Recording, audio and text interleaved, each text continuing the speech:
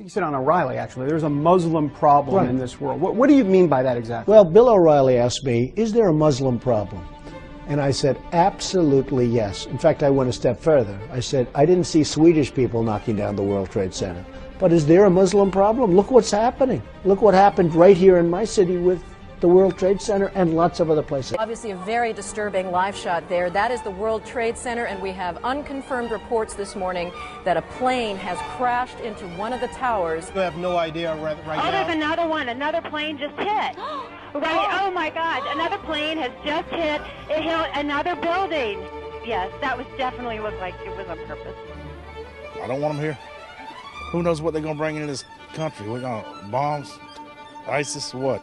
They need to go. We got to go, and we got to knock the shit out of these people. An explosion at a Bloomington Islamic Center. Intolerance and anger have gripped parts of white America. And as ISIS steps up its attacks, Muslims are increasingly being targeted here in this country. Get on the ground! Get on the ground! He's moving in on 41-year-old Ahmed Al-Manhali at a hotel. A staffer claimed Al-Manhali was on his cell phone acting suspiciously. Send them back to the dustbin they come from and let them go sit on a camel. I think Islam hates us.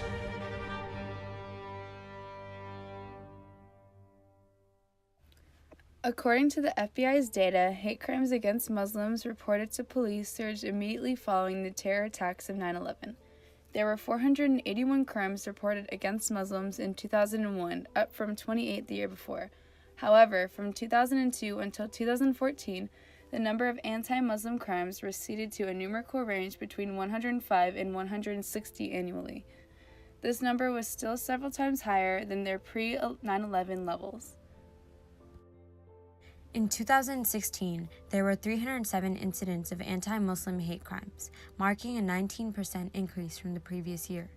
This rise in hate crimes builds on an even sharper increase the year before, when the total number of anti-Muslim incidents rose 67% from 154 in 2014 to 257 in 2015. 3/4, or 75% of Muslim American adults say there's a lot of discrimination against Muslims in the U.S., a view shared by nearly 7 in 10 adults in the general public. Although hate crimes happen on a global scale, it is often forgotten just how such hate impacts the communities around us. In February of 2015, 3 young Muslims were brutally attacked and killed in their own home in Chapel Hill. The deaths of Dia, Yusr, and Razan has since sparked a greater push against hate crimes and Islamophobia at large in the RTP community in North Carolina. He came over, told them about that he had 3 parking spots, that my brother was taking 3 parking spots, and that my brother then cussed him out. And he quoted him. He made up some words as to what my brother had said. And then he said that my brother's wife, Yusuf, had berated him and that he felt disrespected. And it was after that he, because he felt disrespected, shot them. He shot my brother first several times. He shot Yusuf, who was sitting at the dining room table, and then put a gun to her hijab and shot her, and then went to the bedroom where Razan was and put the gun to her hijab and shot her. On the way out, shot my brother again in the head because he wasn't dead. And in a big part, the evidence that we're not really supposed to be talking about is going to prove that that did not happen, that my brother did in fact not cuss him out, that Yusuf did not berate him. In fact, the entire kind of approach that Yusuf had, because we have felt this kind of hate before, but the idea is that this hate is prevalent in a lot of society, and what you have to do really is just to be yourself. Since the deaths of Dia, Yusr, and Razan, the Muslim community of North Carolina has taken numerous steps to advocate for change. However, despite their continuous efforts to dispel ignorance and hatred, even the most influential remain targets to bigotry. In her 2017 campaign for Raleigh City Council, Zana Baloch herself has experienced the effects of Islamophobia in her own community. So in 2017, I ran for Raleigh City Council, and the Friday before the election, my sign was defaced with some choice language like sand, and then the N-word, terrorist, Trump, and the swastika sign. So yeah, that happened in 2017. It was the Friday before the election, and it was just an experience that, you know, throughout the campaign we had dealt with like social media issues, but this was the first time that it was like a physical attack. Since then, she has decided to run for mayor of Raleigh with a platform for giving a voice for the people and promoting justice. Despite the increased prevalence of hate crimes against the Muslim community and communities alike, there still remains a loophole in both state and federal legislation which makes the classification of hate crimes difficult. Governments can create a culture where it's not okay to have that type of action. So like when stuff like that happens, leaders should speak out, because when you start speaking out and at least bringing awareness to them, people understand that that's wrong. When you're not speaking out against wrong or injustices, then it's meant to be that that's accepted. So you can, I mean, on a local level, you can pass laws, but at a state level, we can actually, North Carolina does not currently have a hate crime statute, which I think they're in the middle of passing, or it's about to be passed. But that's like a simple thing that you can add that into law and actually be part of the legislature. We're one of the few states that are left without that statute. My campaign is first going to be focused on listening. I think that that's something our current council isn't doing. It's something our nation isn't doing. And the more we can listen to people who are impacted, then we can actually make a change or figure out a solution for them. So that's at the forefront of our campaign. People first, listening first. So it's going to be ingrained in everything we do. Due to the state's difficulties in addressing hate crimes, the Islamic Association of Raleigh, North Carolina has expanded their outreach in order to establish their presence in the American society at large and promote interfaith harmony. So this center stands up to clear that misunderstanding. That's our objective. And hence we have a class every Sunday open to anybody who would walk in. Anybody can walk in here on any Friday to listen to what we are saying. The speakers are always open, and in fact they are recorded and they are put on video too. So there's nothing being said other than what is being said in the public. And Muslims, non-Muslims together constitute a huge big population in this area. Besides that, how do Islamic Association of Raleigh, as any other Islamic association, and the small mosque in the area or outside the area, how do they help out? Now, we have a food pantry for anybody to come in and avail our facilities for food.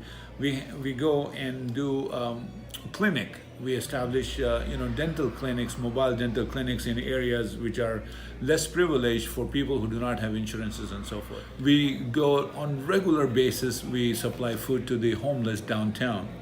And so these are some of the ways that we have come in contact, and we are constantly in contact with the local authorities, and they come to us, we go to them, and there has so far been, thank God, no serious issues that would bring about any friction within the authorities or otherwise other societies and organizations.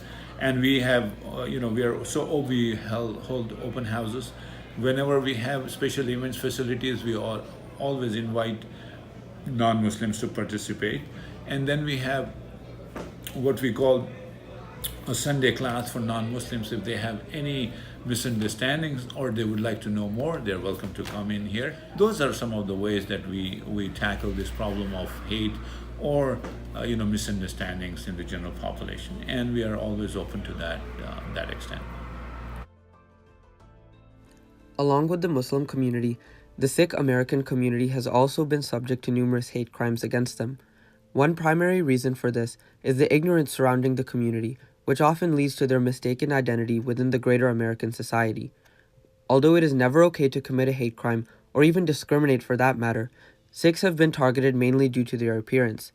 Whether it be a turban or a hijab, these religious articles of clothing, coupled with darker skin, have often made Sikhs and Muslims scapegoats for public backlash subsequent to terror events. What happened after 9/11 is that even though the attack was perpetrated by people who said they were Muslims, right, there was a case of mistaken identity with Sikhs because we wore a turban. And so a couple of gentlemen were actually killed in different parts of the country. A bunch of people were attacked across different parts of the country. Just because we had turbans on and we were 6, they weren't attacking, so people just didn't know. Not that you would want Muslims to be attacked. Just because a Muslim guy had a turban on, you don't want them to be attacked. The idea is to disassociate the turban from the terrorism. In a post-9/11 world where Islamophobia remains persistent, what needs to be done in order to prevent hate crimes and discrimination, as well as ensure a greater sense of safety for the Muslim community and communities alike? I think the next step, though, it's difficult because some people are going to hold on to that kind of idea that America's great, that we don't have anything to change, that this was a parking dispute. And to me, I tell people it's as much a parking dispute as Rosa Parks' struggle was over a bus seat. You can say, yeah, this is a bus seat, it's like a long-standing dispute over a bus seat, but is that really what it's about?